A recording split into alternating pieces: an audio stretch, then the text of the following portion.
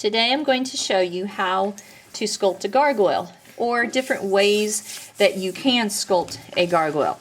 First things first, you have to sketch 3 ideas for a gargoyle and then show them to me. In my classroom, you have to sketch a combination of 2 or more creatures together. It doesn't have to be a really nice sketch, a sloppy copy, and that's it. Then after you show me your sketches, I will give you a slab of clay about the size of a large brownie, and then you'll begin. First things first, you will tear the clay in half or 1/3 and 2/3. One of these will become the body. To do the body, you'll kind of form it into an egg shape. You can roll it in your hands, you can do it on the table, you can tap it, but kind of an egg shape, like that. Second step, anytime the clay is thicker than 1 inch in diameter, you have to hollow it out. So I've got some dental floss here, and I should have dental floss in all of the tool buckets on your table, but if I don't, come see me and I will give you some more. But if you see these strings, they're not trash. Okay, so you pull the dental floss through, open it up, and you got to get all this clay on the inside out. The easiest way to do that is to take one of these paper clips with a hook on the end and kind of scoop it out like that, and save that clay because you can use that for details later. Okay, I'm not going all the way to the edges, I'm just getting the middle. Okay, I'm not even going all the way down. Yes, I got to do both sides.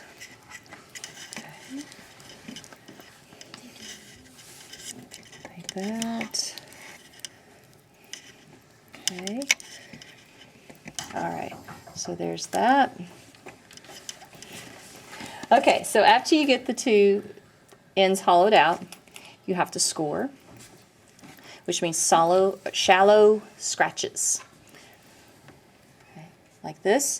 You can use the paper clip to do that, or these tools are in there too. This is a scoring tool. It scores really fast, like that. Okay. All right.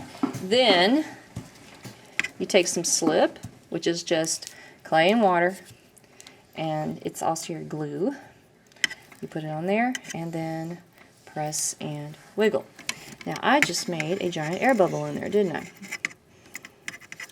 What is air is oxygen, right? Mostly? Yeah. Okay.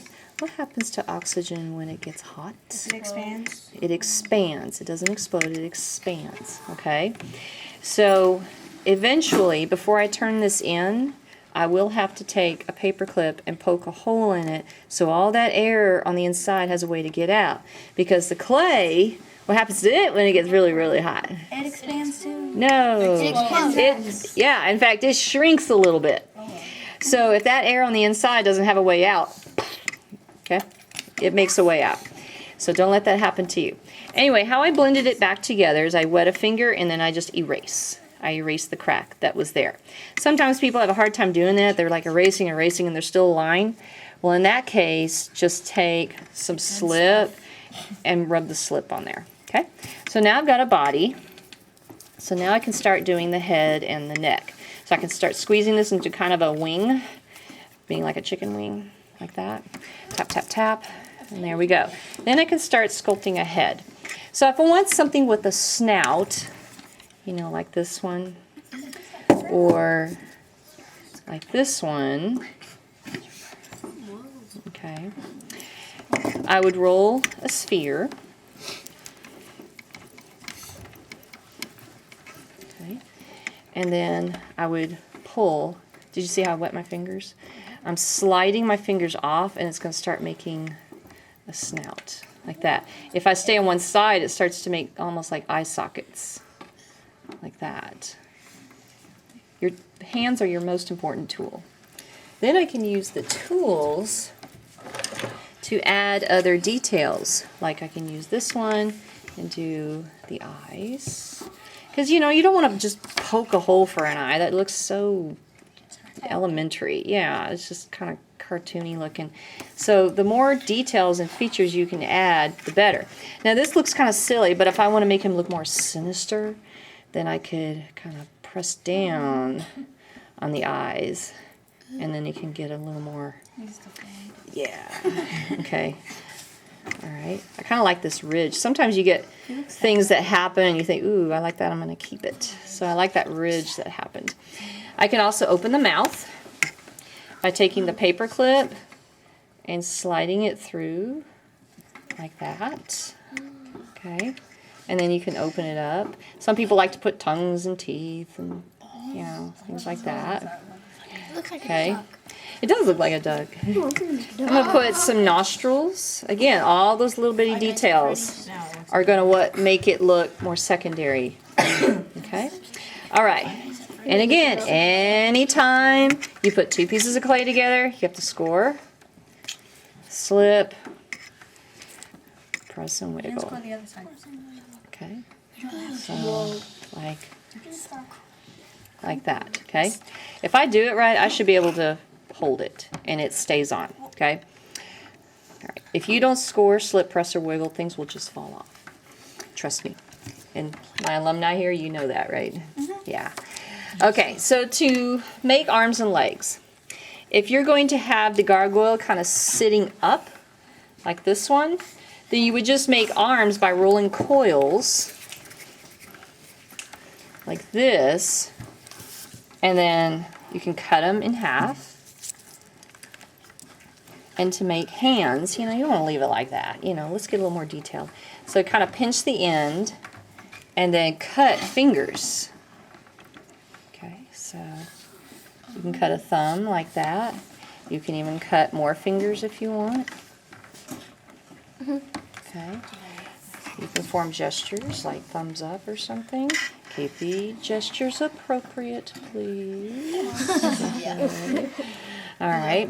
And then, of course, you would score, slip, press, and wiggle. Okay? All right. To do legs, maybe you're going to do a gargoyle that's a quadruped, which means it's got 4 legs and it's going to be sitting on all 4 legs. Well, you want all legs to be the same length, right? So, again, roll your coil out. Okay, like this. Not too thin, because then it won't support the weight. Okay, so I'm going to cut it in half, pull them side by side, cut them in half again. Okay, and now you've got them about the same length. That one's actually a little bit longer, no problem. It's easier to make it shorter than it is to make it longer. Okay, so then you can bend these forward and make feet. Okay, like that. Okay, and then you can use a tool like this one and make toes, like toenails, like that. Okay, and then of course score, slip, press, and wiggle. Okay, wings. Some people like wings. Chicken wings. Yes. Like this one has butterfly wings. This one has a zigzag kind of wing. And this one has a feathery texture on it. Okay. So to do those, roll a slab. Okay. And when you roll these slabs, roll, flip, roll, flip. Okay, and they can be a little bit thin. They can be about tortilla thin. Okay, so you want 2 that probably are the same. So I'm going to cut some out that are kind of like these. Okay, so I'm going to draw it first. A little bit longer. Notice I'm not cutting it. I'm just kind of drawing it. Okay, and then when I get one I like, I can cut it out. And I can go different directions, like that. But now I need another one that looks congruent to it. So I'll trace it. I'll lay it down there and trace it and get one same shape, same size, like that. Okay. Then add texture to them. If you want to look like feathers or scales, you can use the hook on the paper clip. and add texture. I recommend doing this part before you attach them, front and back. Because remember, these sculptures are three-dimensional, okay? So then I'll score, slip, press, and wiggle. I recommend not putting the wings on until the very last day because when you put them in the baggie, they tend to break off. So you're going to have to make this gargoyle a little bit like Mr. Potato Head where you make the pieces, but don't put them together until the very last day. Not unless it's going to be something that's really, really short, okay, and stay, all right? All right, some other things that people do, they like taking this tool that has kind of a right angle on it, and they'll make spines like that. Because remember, don't sculpt just the front, sculpt the back, sculpt the sides. Okay. Okay, so like that. That looks kind of cool. Okay, and then if you get cracks or bumps on here, again, use your slip jar and erase them out. Really smooth it out. That will be part of your neatness grade. Okay. All right. Anything that you need? Oh, I know. This one. Okay. How did I almost forget? Okay. If there's any dried up clay in there, you may have to get the tools and scoop that out. And if it's really, really dry, you can just put it in the slip jar and let it reconstitute. Okay. But how this works is you would take clay, put it in the pocket, and then like that, and then you would pinch it off, and then you score, slip, press, and where you want it to go. Okay. Now someone usually asks, do I have to score and slip this? No, it's kind of already scored and textured, so you would score, slip on here instead. Don't make these too long because as they dry, they tend to start breaking off. Okay. Anything else you want me to show you? Going once, going twice. Okay, go sketch 3, then see me. I have one. If we